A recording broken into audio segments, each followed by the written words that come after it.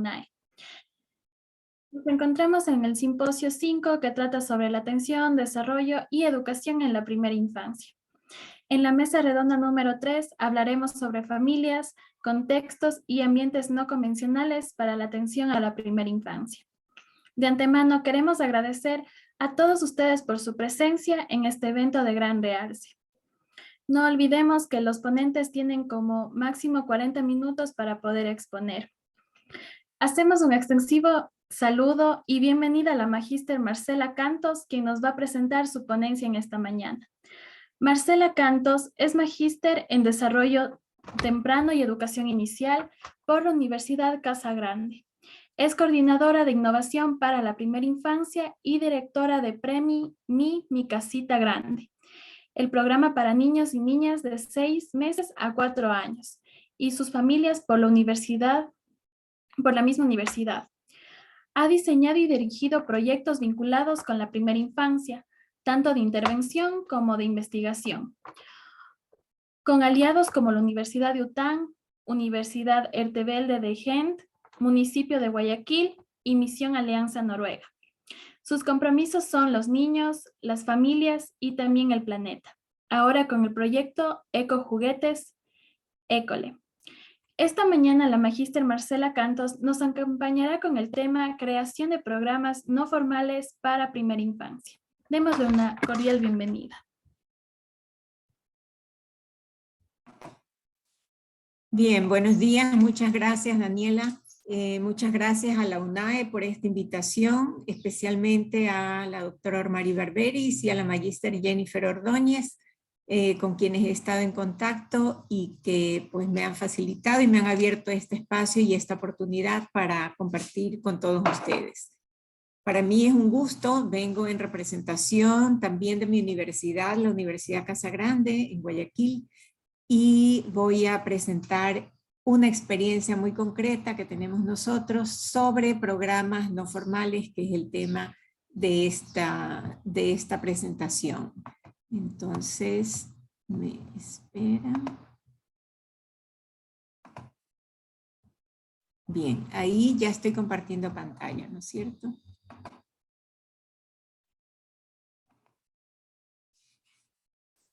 Bien, el tema de esta ponencia es compartir con ustedes, como les decía, la creación de un programa no formal para la primera infancia en sectores vulnerables de Guayaquil. ¿De qué va a tratar esta ponencia? La he organizado en 3 puntos. El uno es el enfoque central que debe orientar a los programas, para que estos programas realmente o servicios sean de calidad. La otra es la participación y el rol de los actores dentro de este programa y la experiencia concretamente de la Universidad Casa Grande de Guayaquil en esta creación del programa, sus logros y desafíos. Quiero comentarles que lo que ha orientado siempre la creación, el diseño, la implementación de este programa es una pregunta que nos hicimos desde el principio. Y esa pregunta es cómo crear y ofrecer un programa no formal que favorezca el desarrollo, aprendizaje y bienestar infantil. Con eso nos estamos enfocando en el niño y en 3 aspectos cruciales de él. Eso va a recorrer toda esta presentación. Entonces, ¿cuál es el enfoque central para los programas y servicios de calidad? En primer lugar, nosotros nos basamos en el enfoque de Bronfenbrenner, que él pues, a lo largo de más de 20 años lo ha planteado en sus diferentes obras y consiste en comprender el desarrollo humano en los múltiples sistemas en que se desarrollan los niños. Si nosotros decimos que el niño está en el centro, entonces, ¿qué es lo que hay? ¿Qué es lo que abarca el niño? Lo primero es el microsistema familia. Está mamá, papá, si es que hay hermanitos, abuelos, quienes conformen ese núcleo familiar. Es el primer microsistema en el que usualmente se encuentra el niño. Si el niño va a un centro infantil, que es el caso que estamos planteando en esta ponencia, el niño pasa a formar parte de otro microsistema que es este centro infantil. Y el mesosistema se constituye en el encuentro de familia y centro. Más afuera, según este modelo de Bronfenbrenner, con sus círculos concéntricos, se encuentra el exosistema, que son aquellos espacios en los que se van a desenvolver los allegados al niño, el trabajo del papá, el trabajo de la mamá, el barrio, la comunidad, etc. Más afuera y más abarcador se encuentra el macrosistema, que abarca la cultura, el Estado, la economía, y el cronosistema, que es la dimensión temporal que añadió Bronfenbrenner para decir que todo esto sucede en el tiempo. Entonces, nosotros dijimos, bueno, ¿cómo aterrizamos este enfoque ecológico? ¿Cómo lo aterrizamos y cómo lo concretamos en este programa infantil? Lo que ustedes ven en el centro es la representación de ese exosistema, es decir, es el niño o los niños que están desenvolviéndose en su microsistema familia y en su microsistema centro o programa infantil. ¿Qué es lo que, y vemos estas flechas que están representando esa relación que siempre hay o que debe haber? De alguna manera siempre hay esta relación, y lo que queremos es que esta relación sea positiva, afectuosa, ¿no? Abarcando a este mesosistema se encuentran las culturas y creencias, no solamente de las familias, que es importante conocerlas, respetarlas, valorarlas, trabajar con ellas. No quiere decir que todas las creencias sean, digamos, correctas o sean positivas, pero las tenemos que conocer.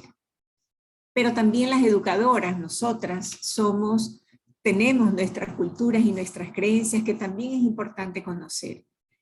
Está también el conocimiento científico disponible, llamemos así, en la sociedad, y que en el caso nuestro pues nos aporta con la ciencia del desarrollo infantil y nos dice aquello que sabemos que es bueno para que los niños desarrollen, aprendan y tengan bienestar. Tenemos todo el marco normativo del país que nos dice qué es lo que podemos hacer como centros infantiles, como programas, como universidad. En este caso, pues yo pertenezco a una universidad, y tenemos el contexto económico del país que nos va a determinar. ¿No? Determina si estamos en época de prosperidad o de austeridad, si estamos en crisis, en qué situación se encuentran las familias, etc. Y representando al cronosistema se encuentra la historia de la atención y educación a la primera infancia, no solamente en el Ecuador, sino en el mundo entero. Y nosotros podemos decir que ha habido una rápida evolución, si se quiere, progreso de la atención y educación a la primera infancia en el país, quizá desde los años 50 en que se empezaron a crear los primeros jardines de infantes.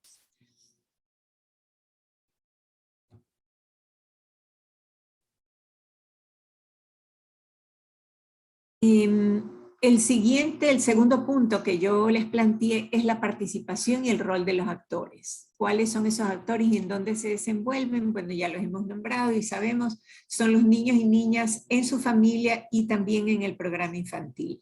Son las educadoras y otros profesionales del programa, que pueden ser psicólogos, trabajadoras sociales, no sé, otro tipo de profesionales que estén presentes también en el programa, o no profesionales. La familia, considerada ya como un elemento crucial y un participante dentro del programa infantil, y el ambiente, que acogiéndonos a Malaguzzi dice es el tercer maestro, y por lo tanto lo consideramos como un elemento clave y como un actor.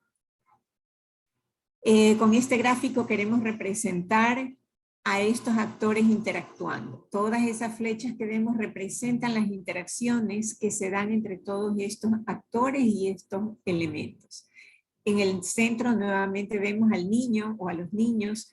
Están presentes las docentes con estas características que deben ser competentes, y eso lo da la capacitación y la formación continua, pero también comprometidas. Hay un elemento que debe estar antes de la capacitación, y es esa, la podemos llamar vocación o sensibilidad o compromiso, que debe caracterizar a una docente o a una persona que trabaja con niños.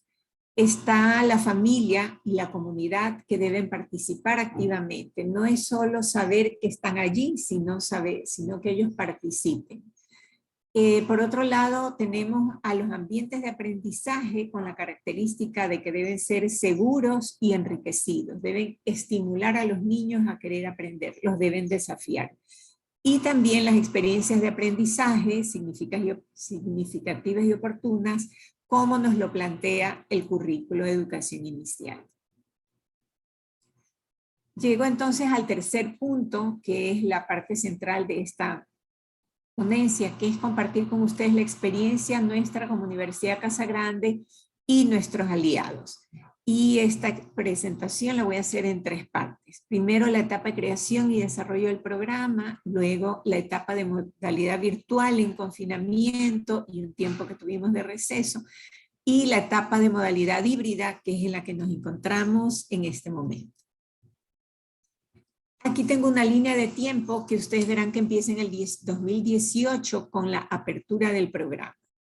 Debo decirles que 2 años antes empezamos a gestar este programa. 2 años antes, desde el 2016, pero la apertura fue en el 2018. Bien, ¿de qué programa estamos hablando? Estamos hablando de PREMI, Mi Casita Grande, que son estos programas creados por la Universidad Casa Grande.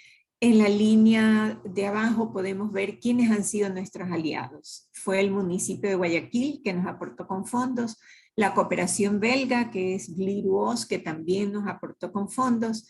Vemos a la Universidad Artevelde de Bélgica, que aportó con apoyo técnico, y Misión Alianza, que se ha integrado también a este conjunto de aliados que nos han permitido llevar adelante este programa. Este es un programa para primera infancia, para niños desde 6 meses a 4 años. Es un programa no formal. ¿Por qué decimos que es un programa no formal? La literatura nos define que un programa no formal está dado porque tiene mayor flexibilidad que un programa formal, como lo podría ser un centro de educación inicial y un centro de desarrollo infantil. En este caso es un programa que tiene flexibilidad en cuanto a tiempos, horarios, participación, etcétera, y eso lo constituye, todos estos elementos lo constituyen en un programa más, no quiero decir más barato, pero que con los fondos que uno tiene puede optimizar esos fondos porque tiene la capacidad de llegar a más niños y a más familias. En ese esquema, ¿no es cierto?, de programa no formal es que nosotros nos hemos ubicado y es lo que estoy exponiendo en este momento. En el 2018 se dio la apertura del programa en un lugar de Guayaquil que es Bastión Popular, una zona muy populosa al norte de la ciudad.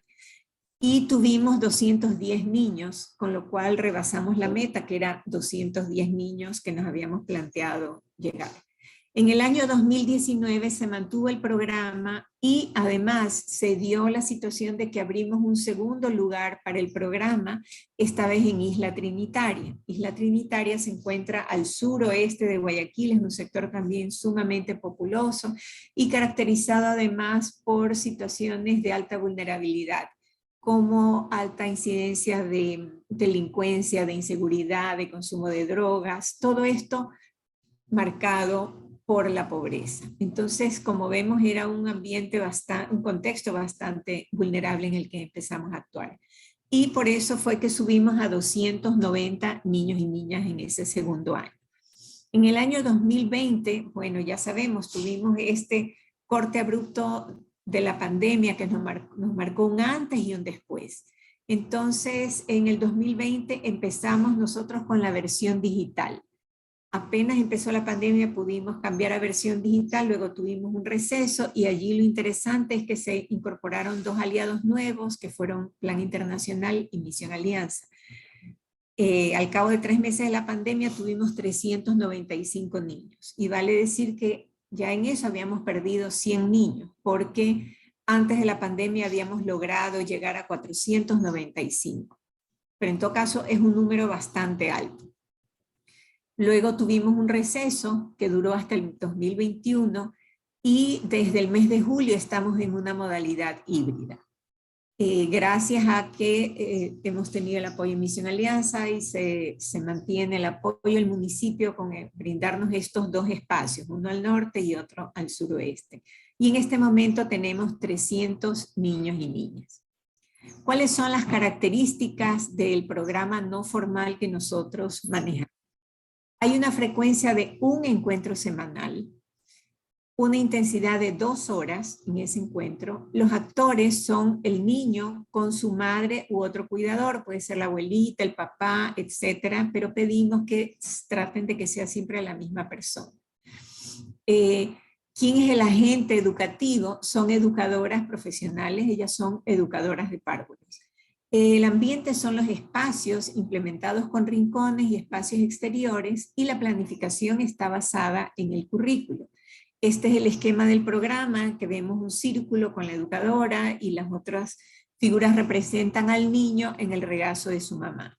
Y así lo vemos en la vida real. Aquí vemos a una profesora que está con los niños, con los peques. Son niños de 2 a 3 años que están, ustedes verán, sentados allí con mamá, con papá. Algo muy lindo de nuestra experiencia es que contamos con papás que asisten a las sesiones.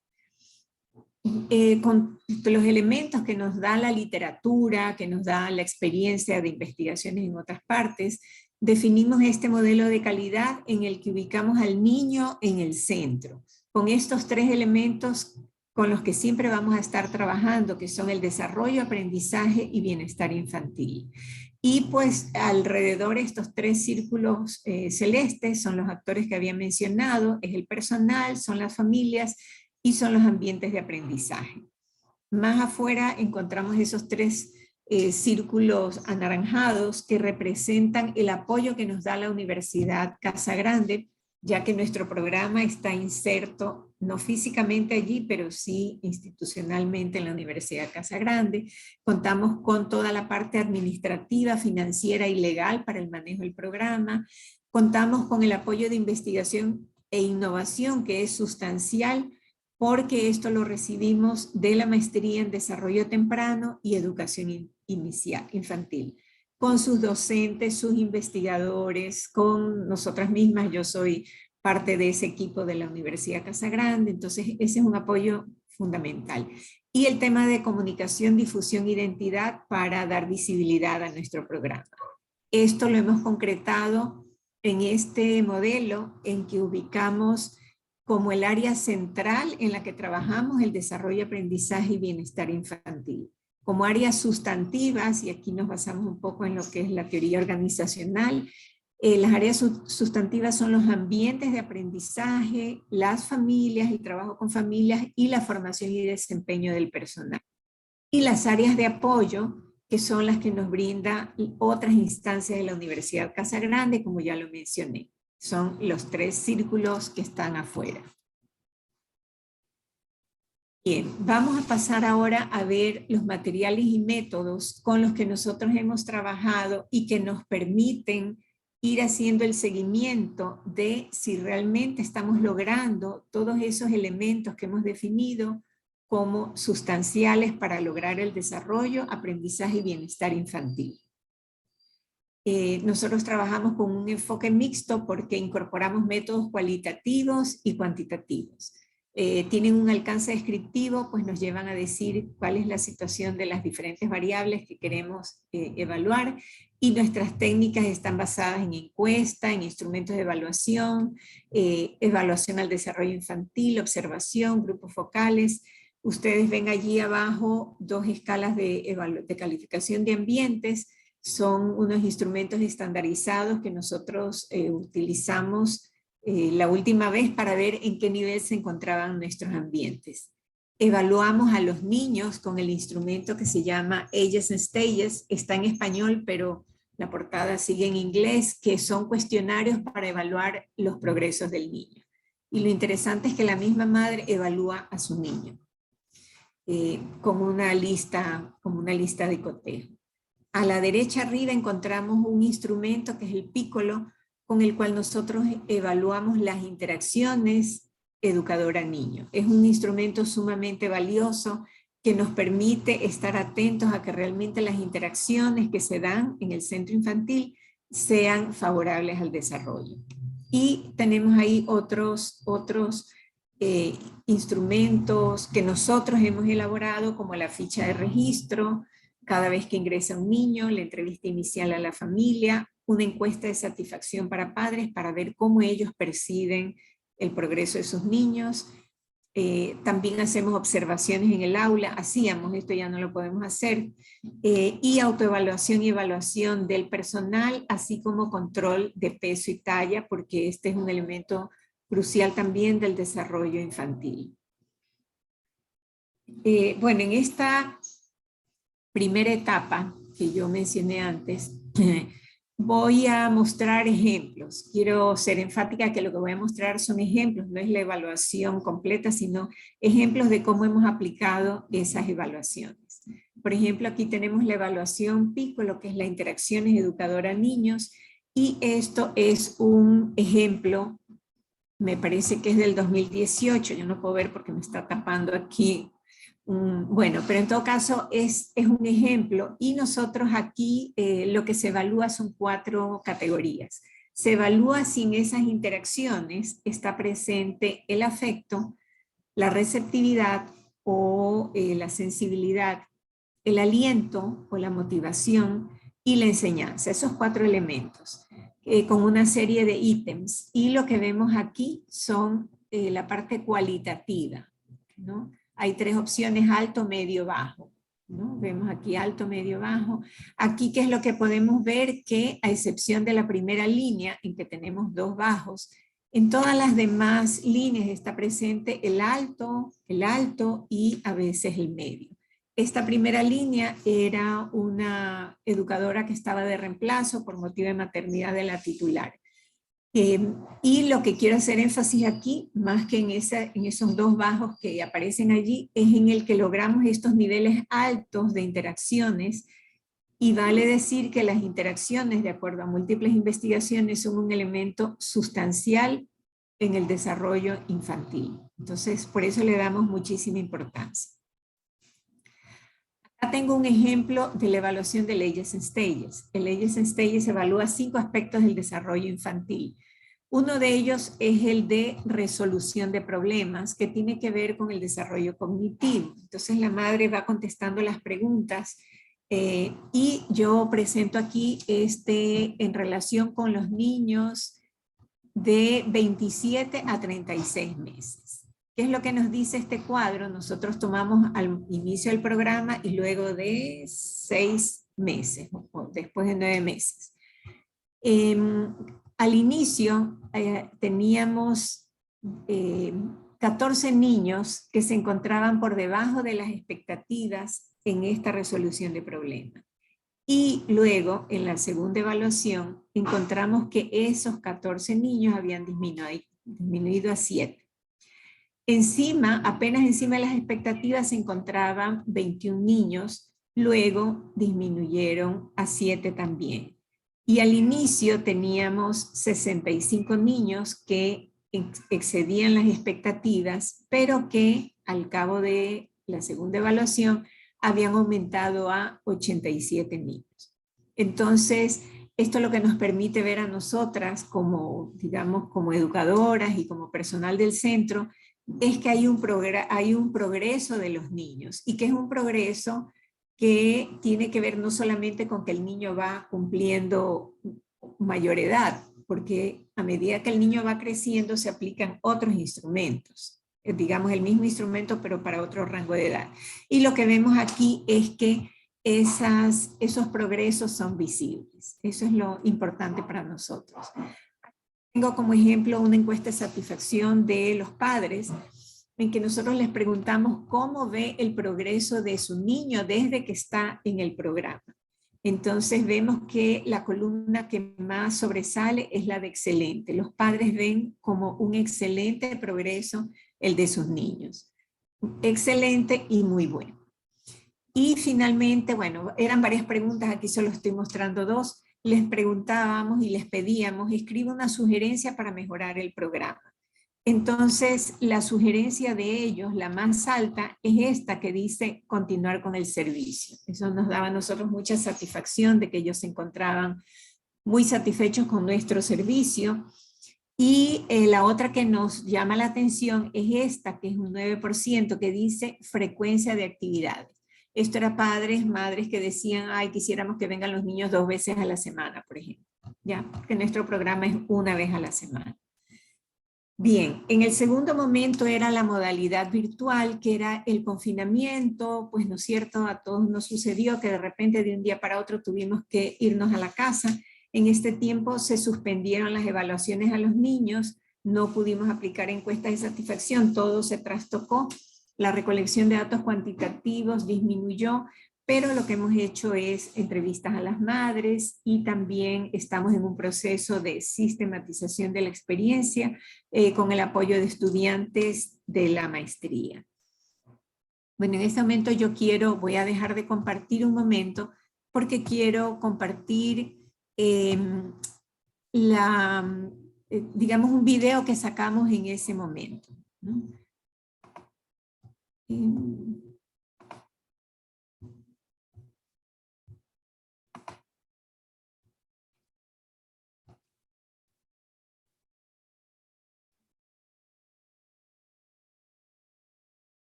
Bien, voy a compartir este video que nosotros sacamos como parte de este programa digital y aquí recogíamos un poco qué es lo que sucedía en esa etapa de pandemia.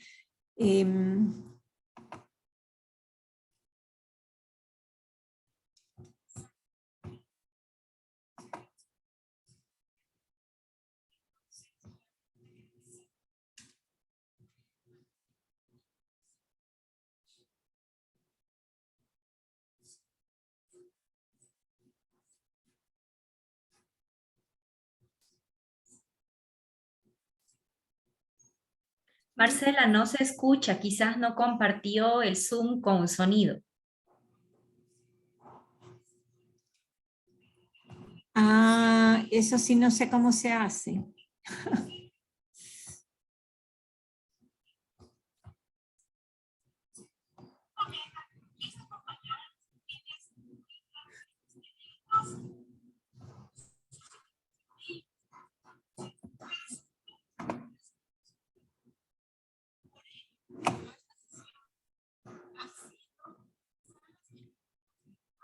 Bueno, yo voy a comentar, lo que está diciendo es que los videos fueron hechos en 4 minutos, que eran compartidos por WhatsApp, que incorporábamos todos los elementos que eran importantes en ese momento, que teníamos que ver con la situación del confinamiento, y que era importante que los niños continúen siendo los gestores de su aprendizaje.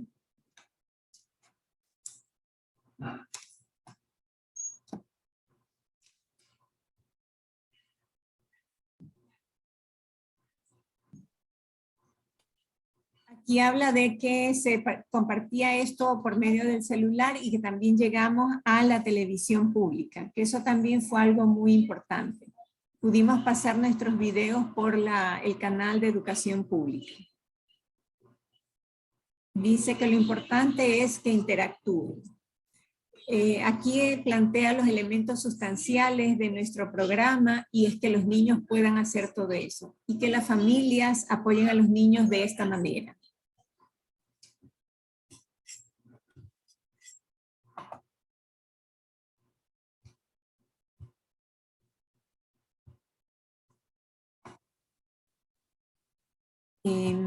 Bueno, espero que sí haya sido un poco clara esta parte. Voy a continuar con la presentación. Lo que les compartí en ese momento, lo que estábamos viendo era uno de los videos, como les decía, de ese momento de pandemia, en que estábamos recogiendo qué es lo que habíamos hecho y cómo lo habíamos hecho. Lo importante para nosotros era poder mantener todos estos elementos, la importancia de las interacciones, de la sensibilidad de la familia, que los ambientes, ya no en el centro, pero sí en el hogar, sigan siendo estimulantes, ¿no? Y se trabajaba con los elementos que las familias tenían en casa. Bien, voy a hablar de este momento que es la etapa de la modalidad híbrida y una investigación que estamos haciendo, que está en proceso, que es la evaluación al desarrollo infantil en etapa de post-confinamiento. Esto lo estamos haciendo con el apoyo de la Universidad de Utah. Las variables de estudio son las áreas del desarrollo infantil, las prácticas de crianza y los factores familiares sociodemográficos. Con esto estamos cumpliendo con el enfoque ecológico, que no se trata solo de evaluar al niño solito, sino que tenemos que evaluar al niño en su contexto. Su contexto es su familia. Bien, la discusión nos plantea la pregunta: ¿qué significa lo hallado? ¿Qué es lo que encontramos en todos estos datos ya del 2018, 2019, 2020 y 2021? Los resultados, aunque hemos pasado por estas etapas tan diferentes, nos han remitido constantemente a logros en el desarrollo de los niños y también a niveles altos de satisfacción de las familias en relación con el servicio y con el progreso de sus niños. De acuerdo con los fundamentos teóricos, estos resultados de buen desarrollo de los niños, de aprendizaje, derivarían de la calidad de nuestro servicio, además de otros que pudieran incidir y que tienen que ver con su familia, pero que nosotros no los hemos medido. Y aquí nos surge también una inquietud. Nosotros no hemos realizado estudios de control para poder establecer comparaciones con otros casos de niños sin programa infantil o en otros programas. Eso requeriría ya de una investigación un poco más sofisticada, si se quiere, que nos encantaría hacer. Y esto nos lleva a las conclusiones. Para nosotros significa que el servicio que presta el programa no formal de la Universidad Casa Grande, que es Mi Casita Grande, ha dado resultados positivos desde la aplicación de su modelo, que integra los componentes considerados de la calidad, desde un enfoque ecológico del desarrollo humano aplicado a las edades tempranas. Otra conclusión para nosotros, que siempre la vamos sacando, es que es imperativo continuar con este programa y con modelos de atención y educación a la primera infancia enfocados en el niño, es decir, que el niño esté en el centro. Muchas veces esto se dice, pero por alguna razón nos distraemos y no ubicamos al niño en el centro, sino que nos fijamos más en otros elementos que no son el niño. También tenemos que enfocarnos en la familia, porque el niño pasa pocas horas en el centro, y así pasará 8 horas diarias, el mayor tiempo lo pasa en su familia. Entonces, la familia, que es el contexto principal, también tiene que estar en la mira de nuestra intervención, sobre todo atendiendo a las interacciones adulto-niños. Como yo les decía hace un momento, si googleamos interacciones adulto-niños primera infancia, vamos a ver que es un tema sustancial, sensible, que en este momento se lo está trabajando muchísimo. Y eso nos implica proveer a los niños oportunidades de experiencias tempranas positivas y ambientes desafiantes y estimulantes.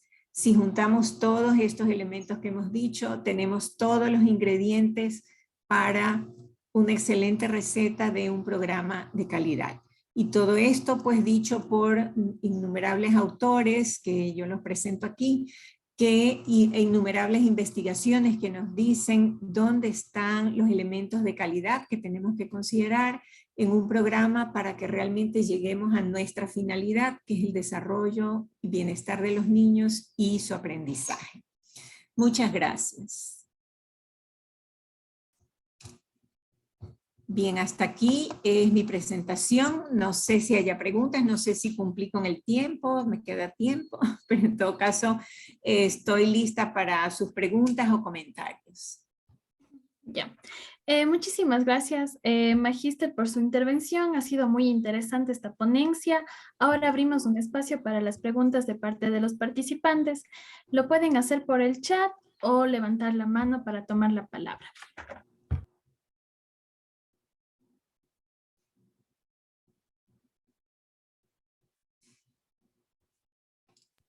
Bueno, aquí tenemos una pregunta. ¿El programa tiene un espacio físico en la isla Trinitaria o los padres se movilizan a algún lugar? Ya, el programa tiene un espacio físico en la isla Trinitaria, igual que el norte en Bastión, y ese espacio físico está dado por el municipio de Guayaquil. Ellos tienen unos espacios que se llaman o Centro Polifuncional Sumar o Centro de Acción Municipal Integral, y en ese espacio grande hay un espacio pequeño o grande, para nuestro programa. Entonces los padres van a nuestro programa. Quiero mencionar que antes de la pandemia habíamos apenas empezado a trabajar con visitas domiciliarias. Y fue una experiencia incipiente, digamos así, pero en eso vino pues la pandemia y eso terminó.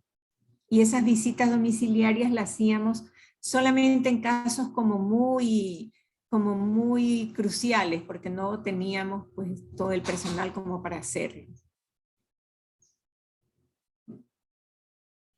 Ya. ¿Tiene algún costo este programa? Ya, el programa es completamente gratuito. ¿Quién lo financia? Lo ha financiado desde sus inicios toda esa línea que yo puse abajo de ¿cómo se llama? Los financiadores, que eran el municipio de Guayaquil, también la cooperación belga, que es Bliruos, y en estos momentos lo está financiando Misión Alianza Noruega.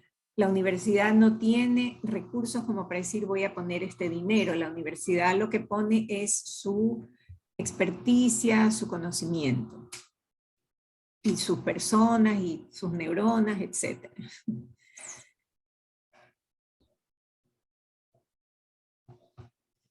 Ya. Muchas gracias, Magíster Marcela Santos, por su ponencia.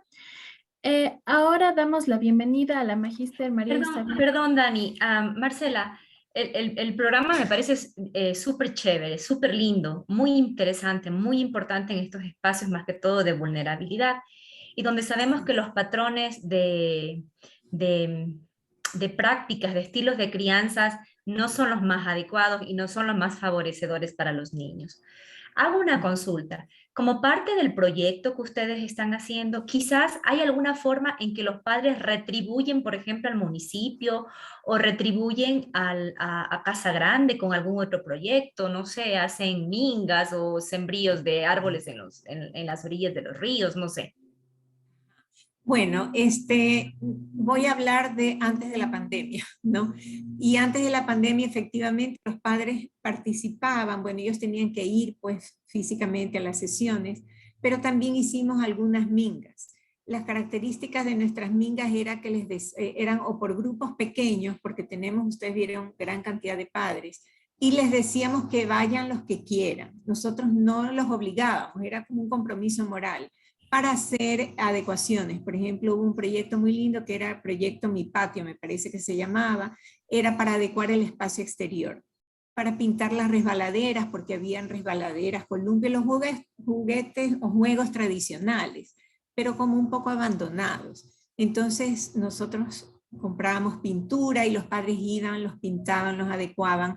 Además creamos otros nuevos juguetes, entonces ellos participaban de esa manera.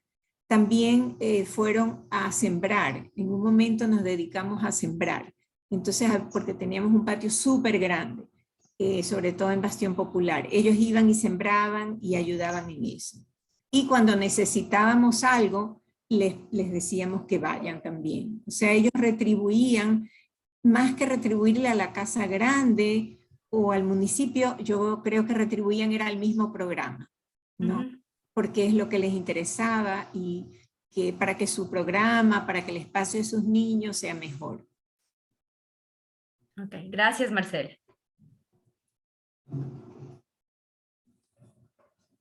Ya. ¿Alguien más tiene alguna pregunta, alguna inquietud?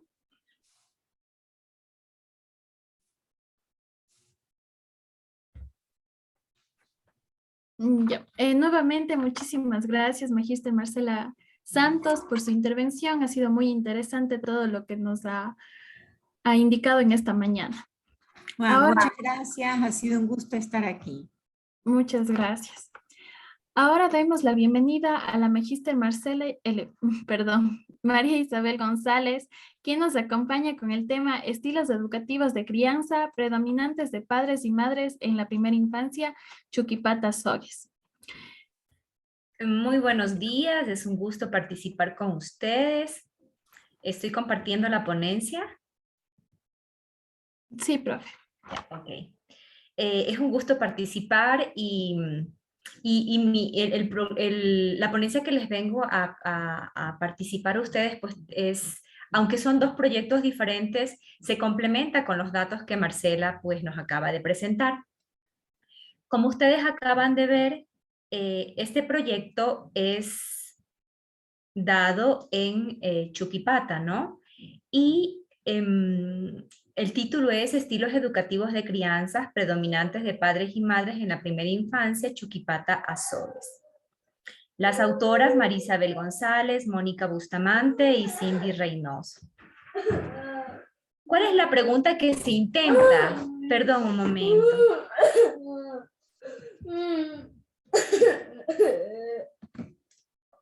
Mi niño tuvo un accidente, me disculpan un ratito, por favor. ¿Qué pasó?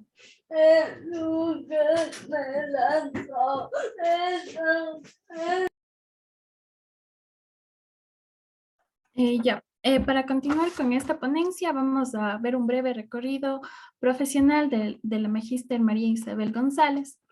Ella es doctoranda en la Universidad Santiago de Compostela, magíster en Educación y Desarrollo del Pensamiento, diplomado en Educación y Desarrollo en Valores, experto universitario en psiconeuromotricidad, licenciada en Educación Especial y también preescolar, docente investigadora de la Universidad Nacional de Educación del Ecuador, docente investigadora de la Universidad de Cuenca, colaboradora por el Ministerio de Educación, directora de Creciendo Preescolar y Terapias Infantiles, docente de Educación Inicial e Inclusiva. Actualmente participa en varios proyectos de investigación en la Universidad Nacional de Educación sobre saberes profesionales docentes, proyecto de lectura y escritura universitaria y en el proyecto de vinculación con la sociedad, ambiente sociocomunitario, juega y aprende. Retomo mis disculpas por el inconveniente. Esta ponencia nace como un diagnóstico de un proyecto mucho más grande que se llama Ambiente Sociocomunitario, Juega y Aprende para la atención infantil integral modalidad no convencional. La pregunta que se intenta contestar es, ¿cuál es el estilo de crianza que predomina en los padres y madres de este sector de Chuquipata, Azores? Como problema tenemos que las pautas de crianza son un rol fundamental dentro de la primera infancia. Nosotros sabemos que la familia ha sido, es y seguirá siendo el núcleo de la sociedad. Por lo tanto, esos padres, esos progenitores, ese cuidador, ese representante, es una figura que promueve en el niño estrategias muy importantes, como nos acaba de comentar Marcela, ¿no? En la parte cognitiva, en la parte social, en la parte emocional, en la parte cultural. Tenemos algunos conceptos claves, como es, por ejemplo, la crianza. De acuerdo a la Real Academia Española, crianza deriva de creare, que significa nutrir y alimentar al niño, además de orientar, instruir y dirigirlo. Por lo tanto, nosotros sabemos que la crianza es una interacción indispensable que se realiza entre los padres y sus hijos, entre el cuidador y sus niños. Para Erazo Bravo y Delgado 2006, se refiere como un entrenamiento y una formación que los padres damos a nuestros hijos. También se define como aquellos conocimientos, actitudes o creencias que los padres asumimos con respecto a la salud, a la nutrición, al ambiente físico, al juego, al aprendizaje y a un sinnúmero de datos, ¿no?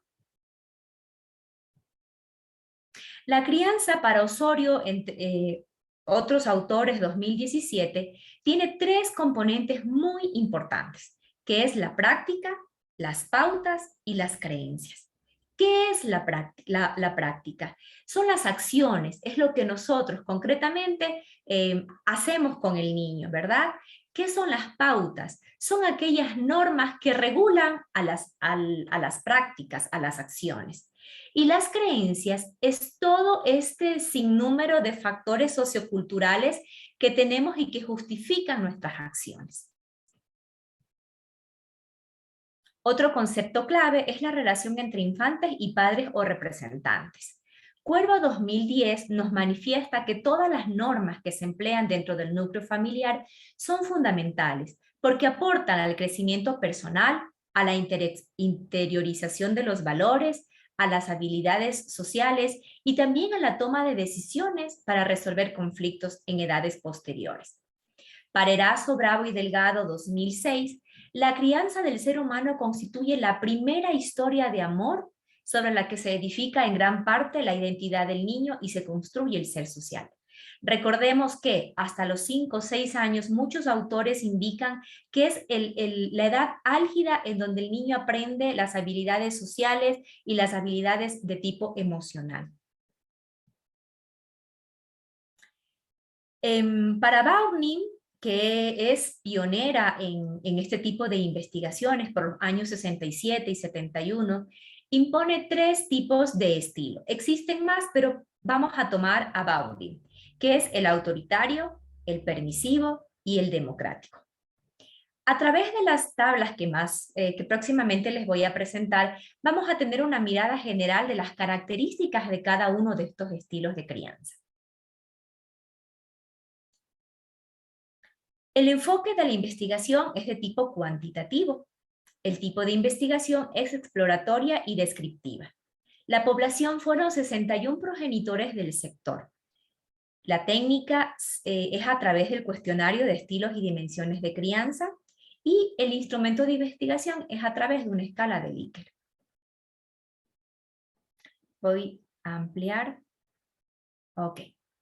Mire, dentro de la escala autoritaria o democrática se seleccionaron algunos indicadores. Por ejemplo, dentro del democrático tenemos que los padres de familia animan a sus hijos a hablar de sus problemas. Los papitos conocen a los amiguitos de sus hijos. Felicitan cuando sus hijos se portan bien. Bromean y juegan con ellos. Expresan su cariño. Apoyan y entienden a su hijo cuando está enojado. Me comporto de forma tranquila y relajada con mi hijo. Comunico a mi hijo qué espero de él con respecto a su comportamiento y a sus diversas actividades. Muestra paciencia con sus niños. Responde a sus sentimientos y necesidades. Permite que el niño dé su opinión y con respeto la toma. Explica a su niño razones por las cuales las reglas deben ser obedecidas.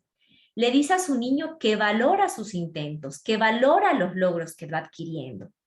Ayuda a su niño a entender el efecto de su comportamiento, el por qué eso no está bien y las consecuencias que tiene de hacerlo. El padre también considera los deseos de sus hijos para tomar decisiones. Conoce los problemas o las preocupaciones que tienen sus niños. Le muestra cariño, le abraza, le besa. Se disculpa cuando comete alguna equivocación. Conversa con su niño cuando se porta mal. Comparte momentos agradables y de cariño. Motiva a su niño a que se exprese libremente, incluso cuando no esté de acuerdo a sus ideas. Es muy respetuoso con las opiniones y le motiva. Le explica cómo se siente cuando él no está haciendo lo que es adecuado. Considera las preferencias de su hijo cuando se hace planes de familia. Le explica la consecuencia de sus comportamientos, conduce la mala conducta hacia una actividad más adecuada e insiste en las razones o motivos de las reglas. Aquí podemos encontrar pues algunas características que forman parte de este estilo democrático o también denominado autoritativo. En escala autoritaria, los rasgos que se presentan en la familia son que disciplina a su niño básicamente con castigos, más que por razones, que por decirle los motivos. Que le pega en las nalgas cuando es desobediente, que le castiga a su niño quitándole privilegios, quitándoles cosas y no le da explicación del por qué lo hace.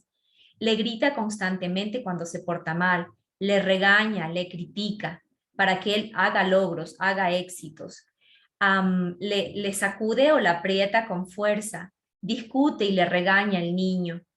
Parece estar más preocupado de lo que siente él como padre o como cuidador que de los sentimientos de sus niños. Castiga dejándolo solo en algunas partes sin darle ninguna explicación. Se enoja constantemente con él. Usa el castigo físico como una forma de disciplina. Siempre le dice a su niño qué debe hacer. Nunca hay este proceso de conversación ni de consensos. le pega bofetadas, no está de acuerdo con el hijo casi nunca. Cuando su niño está peleando con otro niño, no le pregunta las razones, sino que sencillamente le castiga o le llama la atención. Siempre está retándole, llamándole la atención cuando el niño no cumple con las expectativas que él espera. Amenaza constantemente con castigarlo sin darle una justificación previa. Cuando el niño pregunta por qué tiene que conformarse con algo, él impone su rol. Es porque tiene que hacerlo, porque es el papá o por lo que él dice. Le exige a su niño que haga determinadas cosas o actividades y tironea a su bebé o a su niño cuando desobedece alguna orden. Dentro de la escala permisiva, que es el otro extremo, tenemos la autoritaria y la permisiva, que son los extremos, y la democrática, que es la intermedia. Encontramos que es difícil disciplinar a su niño, que evita regañarlo cuando cuando no está con un comportamiento correcto. Lo consiente constantemente, permite que moleste, que interfiera a otras personas, da el castigo después, dice que le va a castigar, pero nunca lo lleva a cabo. Tengo confianza en mis habilidades para criar. Temo que disciplinar a mi hijo haga que él no me quiera. Amenazo con castigarle frecuentemente, pero de vez en cuando no lo hago. No tomo en cuenta la mala conducta de mi hijo.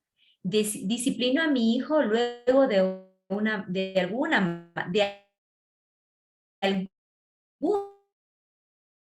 mala conducta. Cedo cuando mi hijo hace escándalos por cualquier situación. Permito a los demás recompensas para que cumplan dictas para mí. Me muestro inseguro de cómo resolver los problemas de mala conducta de mi niño. El estudio nos dio un indicador que la escala autoritaria es aquella que prevalece en los padres y madres y cuidadores del sector de Chuquipata. En un segundo puesto queda la escala permisiva y por último la escala autoritaria. ¿Cuál es la discusión que tenemos? Pues nuestro estudio entra en afinidad con muchos otros estudios que se han realizado. En el sector, no precisamente, pero sí en la ciudad de Cuenca. Este tipo de crianza, que es la autoritativa o la democrática que los padres de familia infunden en sus hijos, no se basa en el autoritarismo ni tampoco en el control coercitivo, sino que es una enseñanza la más adecuada, en donde me interesa educar a mi niño, pero también considerar sus puntos de vista, sus intereses y el porqué de sus comportamientos. Además, este estilo de crianza persevera, intenta alcanzar la comunicación familiar, el rol de comunicación entre todos los integrantes de la familia. Para Posada, Gómez y Ramírez, 2008, dice que este tipo de crianza, la autoritativa, es la que se encuentra con mejor sintonía con los derechos de los niños y de los adolescentes. Además, se enfoca en una crianza humanizada. Como conclusiones tenemos que a pesar de que los padres de Chuquipata mantienen un alto índice el estilo de crianza democrático, sabemos que en la crianza común hay ciertos espacios en donde surgen o el padre toma indicadores de otros estilos de crianza. Pero la priorización es que estos comportamientos que los padres tienen se enfocan más al estilo de crianza democrático. Aquí los padres imponen roles, imponen reglas, hay límites en el entorno, pero también ellos demuestran patrones afectivos como el diálogo y mucho respeto. Los padres indican que el castigo físico es muy limitado, es la última opción que ellos tienen para escogerlo. Encuentran fundamental que el rol que ellos desempeñan en sus niños es primordial porque potencia el desarrollo integral de ellos. Es importante que en próximas investigaciones se pueda también reconocer entre la caracterización de la parte socioeconómica de la población con el cuestionario de estilos y dimensiones de crianza, porque puede haber alguna correlación entre ellos. Por lo tanto, al abordar la crianza, es imprescindible no desconocer que la misma está en una estrecha relación con el desarrollo infantil y que somos diferentes familias y por lo tanto tenemos diferentes concepciones de los niños. Además, influye la clase social, las costumbres y las normas sociohistóricas y culturales. Espero que esta ponencia haya aclarado algunas ideas que tienen ustedes y estoy presta a cualquier consulta.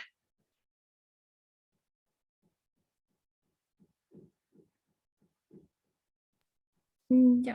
Muchas gracias, Magíster María Isabel González, por su ponencia. Es muy importante todo lo que nos había comentado durante esta ponencia, la verdad.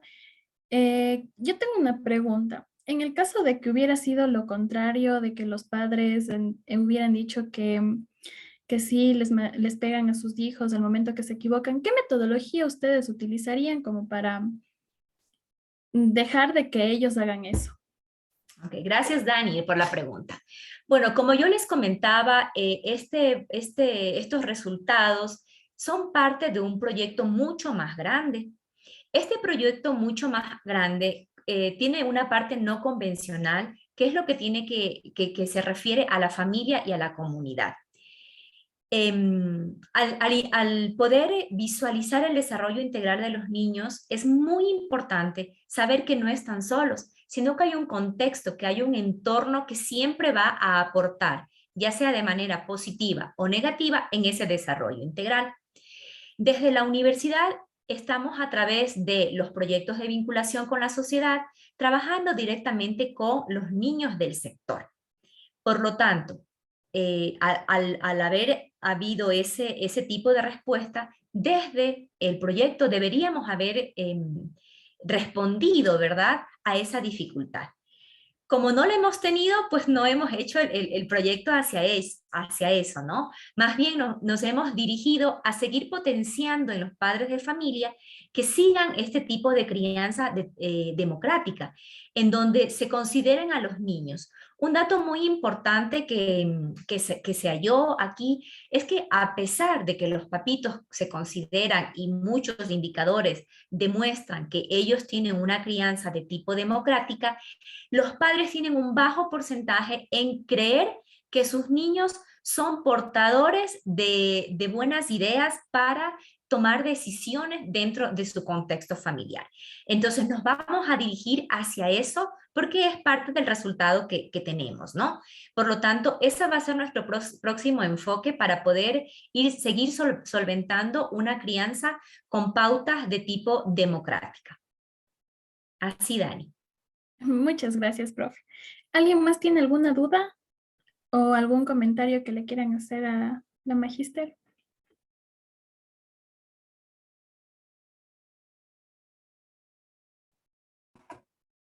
Yo tengo una pregunta. Díganos, Marcela. Súper interesante la exposición y el trabajo sobre las pautas de crianza. Es algo que nosotros también lo tenemos siempre muy presente. Y digamos, pero mi pregunta ahorita va enfocada es a la parte del instrumento que ustedes utilizaron. Esos indicadores me parecen muy, como muy detallados, ¿no? Que nos permiten los comportamientos de los padres. Y mi pregunta es de que el que es entrevistado o encuestado quiere agradar al encuestador o al entrevistador y quiere decir que hace las cosas bien, ¿ya? Lo menciono porque en algunos trabajos en la universidad también nos ha sucedido que de repente encontramos datos en que los padres pues son súper democráticos, entonces uno dice, a ver, ¿será verdad o no? Entonces, y en esas ocasiones yo me pregunto cómo hacer para que realmente los padres sean súper honestos en su respuesta, sabiendo que no nos gusta quedar mal, O sea, es una actitud muy humana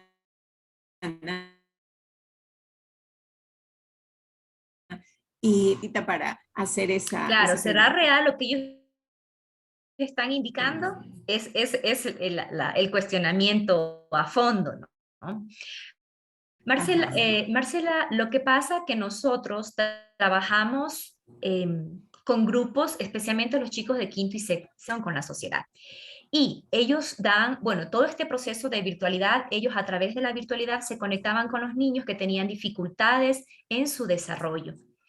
Y sí teníamos ciertos indicadores que los estudiantes decían, pues, que observaban en ciertas familias. Pero eso tratamos de cotejarlo con los datos que nos dieron los padres de familia. Y por esa razón, lo que estamos indicándole aquí a ustedes es los datos reales que podemos verificar, qué es lo que más se acerca a la realidad, ¿no? Porque en los documentos que nos pasan los papitos, pues tiene no el nombre del niño, pero sí una codificación. Entonces, más o menos nosotros cotejamos con la realidad que nos cuentan los estudiantes, con aquella percepción que los papitos tienen pues de ellos mismos, que como usted dice, quiero agradar y lo hago, ¿no? Porque tengo esa posibilidad de hacerlo a través de la encuesta. Ok, gracias. Ya, Marcela. Ya. ¿Alguien más tiene alguna pregunta o comentario para la magíster?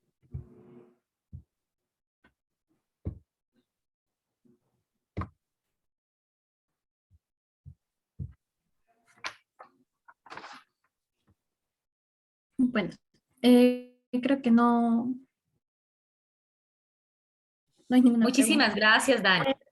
Ya, muchas gracias a las dos ponentes. En verdad ha sido un gusto tenerles esta mañana y hemos aprendido un poquito más acerca de los temas que nos han estado abordando. Para cerrar este espacio, queremos agradecerles infinitamente la presencia a la magíster Marcela Santos y a la magíster María Isabel González y también a los participantes, quienes son ustedes los de gran relevancia para estos espacios pedagógicos y de aprendizaje. Ha sido un honor haberlos acompañado durante esta jornada. Les hacemos una cordial invitación que se unan a otras mesas redondas a lo largo de este día y el día de mañana a la clausura del cuarto Congreso de la Universidad Nacional de Educación, que se realizará a las 12:30 del mediodía y será transmitida por Facebook Live. No se olviden, por favor, de también que para recibir los certificados tienen que poner su asistencia durante el congreso que les habíamos mandado el enlace por chat. Y bueno, gracias por compartir este espacio y hasta una nueva oportunidad. Y recuerden siempre que la educación es la arma más poderosa para cambiar el mundo. Nelson Mandela. Muchas gracias.